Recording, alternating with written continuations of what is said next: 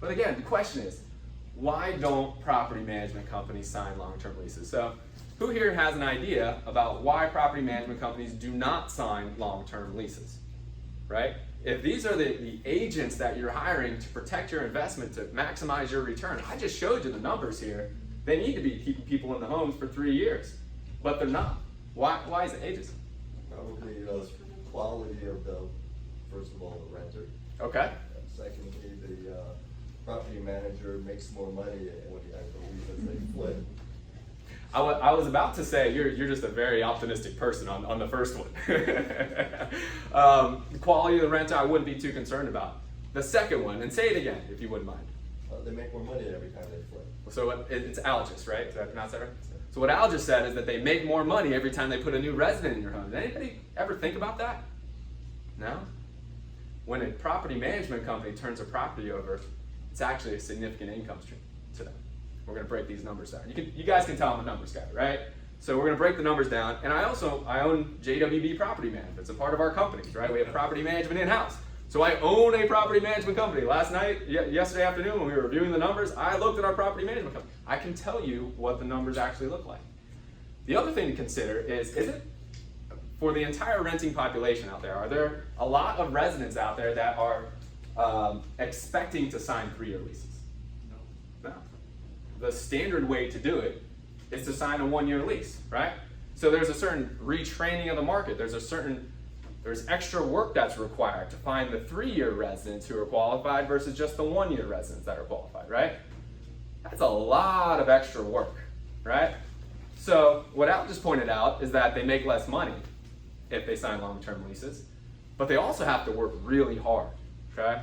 Let's look at the money component, all right? So I want all of us in here to assume that we are owners of a property management company, okay? Look at it from this lens. The first way that you're going to earn money is through your tenant placement fee, okay? Your tenant placement fee, who here knows what a tenant placement fee is? Is it? Erica. Erica, thank you, Erica. Yes, what's a tenant placement fee? It's the first month's rent or half of the first month's rent. Okay, and that goes towards placing the tenant, right? When they find a person who is qualified to be in the home, that fee is what the property management company is going to earn for placing that tenant. And when is it paid typically? Yeah, when they close, when they move in. So think of it as sort of day one of the renting relationship with that person, right? The next way they're going to make money is through management fees, okay? Your typical management fees are equal to 10% of monthly rent, okay? This is what they earn for collecting the rent, establishing the relationship with the resident, handling any maintenance issues, all those things that you typically come to expect from a property management company, okay? So tenant placement fees equal to 1 month's rent is pretty standard and paid day one. Monthly management fees are 10% of the rent collected.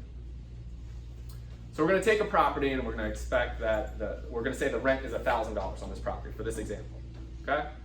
How much money does the property management company make day one when they place the tenant? $1,000, right?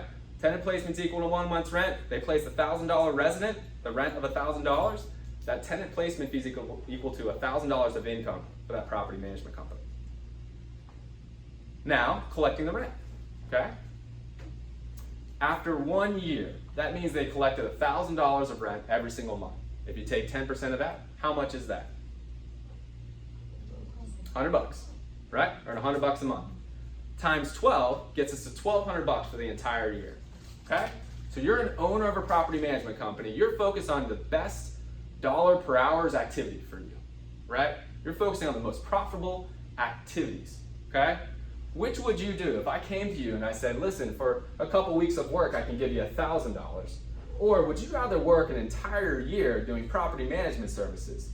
Would you rather collect the rent? Would you rather handle the maintenance issues? Would you rather do the accounting? Would you rather do the customer service? Would you rather handle everything that a property manager handles and make $1,200 at the end of the year? Which would you rather do, sir? Take 1,000 up front and walk away. You take the 1,000, you walk away, right? We're all passive investors here at Newview, right? I mean, you want people like me managing your property. You don't want to do it, right? Right? If you could make $1,000 day one or make $1,200 at the end of the year, all of us in this room are shaking our heads that we would take the $1,000. We would do the tenant placements. This is how property management companies run, okay? And I'm not here to say that all property management companies are out there to replace your residents over and over and over again. That's not my mentality. But what I'm telling you is that you're not going to see a lot of initiatives by standard property management companies to drop the recurring revenue of tenant placement fees, right? That's why the standard is 1 year, and the standard is staying at 1 year, because it would require property management companies to lose out on that income, right? If you went to 2-year leases, just roughly speaking, you're going to cut that revenue in half. If you went to 3-year leases, you're cutting it by a third. Why on earth would you do that, right? As a property manager, and you're going to have to work 2 or 3 times harder. Do we all see how this works now? Okay. Is this a little bit of new information for some of us? Yeah?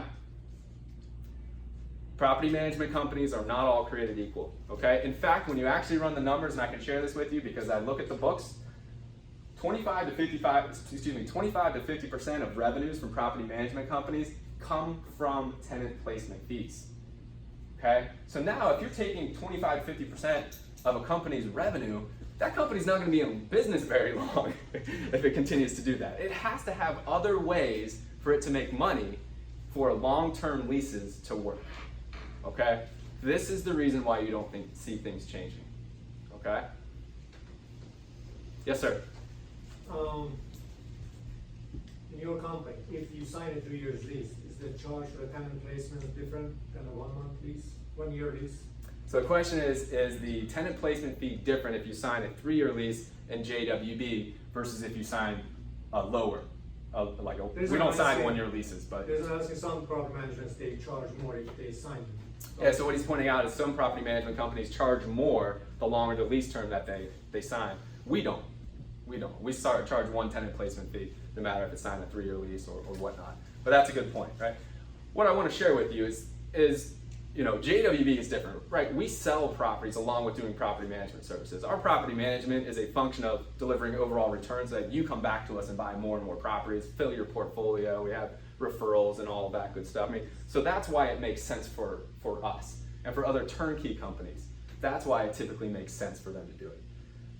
What I want to share with you, if you work with a standard property manager, I want you to make sure that your goals are aligned. This is a conversation you need to have up front. And the conversation, this is something else I'd like you to write down, is that before you decide to do business with a property manager, make sure that that property manager is making more money when your tenant or resident stays longer. It's as simple as that. When you meet with somebody, make sure that their business operates so that they are going to make more money when your tenant stays longer.